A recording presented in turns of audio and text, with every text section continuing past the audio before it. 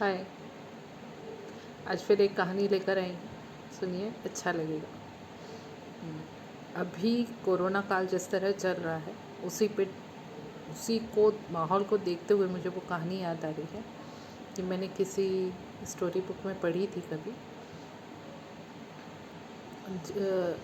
पहले गांव होते थे और आप सब जानते हैं आज के समय में भी ऐसे संत फकीर होते हैं जिन्हें पूर्वाभास हो जाता है, जिनको पता होता है क्या चल रहा है, क्या हो रहा है।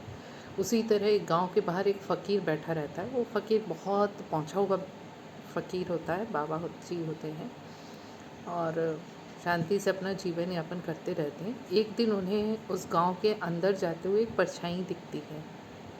तो वो परछाई से पूछते हैं, कौन हो तो, क्या करने अंदर जा रही हो? तो परछाई उनको बोलती है कि मैं मौत हूँ। इस गांव में महामारी आई है और मुझे करीब 1000 लोगों को ले जाना है। तो फ़कीर दुखी होते हैं, पूछते हैं इसका कोई उपाय है क्या? बोले उपाय नहीं है, छोटी सी महामारी है, 1000 लोगों को ले जाना है। 40-45 हज़ार लोग इस गांव में रहते थे। तो फ़कीर दुखी हो जाते हैं, बोलते ठीक है, क्या कर सकते हैं, समय चक्र है। लेकिन धीरे धीरे उनको खबर आने लगती है, वो मृत्यु अंदर चली जाती है गांव में। और कुछ समय बाद वो महामारी के रूप में उनको खबर आती है कि गांव में महामारी फैल गई है, कुछ लोग मरे करके 29,000 लोग काल के काज में समा जाते हैं। अब फ़कीर बहुत दुखी होते हैं, बहुत ही दुखी होते हैं। सोचते हैं अभी तक इंसान झूठ बोलता था, अब तो मृत्यु भी झूठ बोलने लगी। तो बोले मैं इस बात को पूछूंगा ज़रूर। जब मृत्यु बाहर निकलती है तो वो उसको रोकते हैं। बोले मैं तुमसे बहुत दुखी हूँ, क्योंकि मुझे ये पता था कि इंसान तो झूठ बोलता ही है, लेकिन तुमने तो बोला था सिर्फ 1000 लोगों को लेने आए और तुम इतने लोगों को ले गए। तो वो मृत्यु बोलती है मैं लेने सिर्फ 1000 लोगों को आई थी, लेकिन वो जो बाकी लोग मर गए वो अपने भय और अपनी लापरवाही से मर गए। उनको लेने में नहीं आई थी, लेकिन अब जब वो मर गए हैं तो मुझे तो उन्हें ले जाना पड़ेगा। उन्होंने लापरवाहियाँ की, मजाक में लिया और डर, इन सब चीज़ों को लेकर वो काल के ग्रास में समा गए। वैसे ही कुछ हाल चल रहा है अभी कोरोना को लेकर।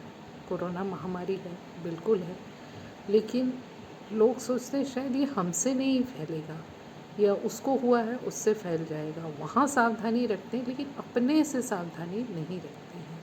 और उस डर का फ़ायदा, उस डर से जो लाभ उठाने वाले लोग हैं, साहूकार, तरह तरह से लोग लाभ उठा रहे हैं। दवाइयाँ बेच के, सिलेंडर की लोग बहुत तरह से लाभ उठा रहे हैं। छोटे छोटे दुकानदार हैं, सामान महंगा कर दे रहे हैं। लोगों की नौकरियां छूट रही हैं, परेशानियां बढ़ रही हैं। इस समय अपनी मानवता को भूलकर सामानों को महंगा करके दवाई रखने वाले दवाइयों की कालाबाजारी कर रहे हैं, ज़्यादा से ज़्यादा कीमत पे बेच दे रहे हैं।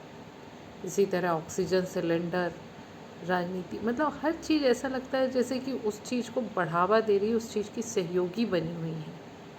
थोड़ा सा सोचें, थोड़ा सा रुकें, कर क्या रहे हैं आप, क्या करना चाह रहे हैं और किस लिए करना चाह रहे हैं। एक बार फिर से कोरोना को समझें, सावधानी रखें, दूरी बनाए रखें, उसी में समझदारी है।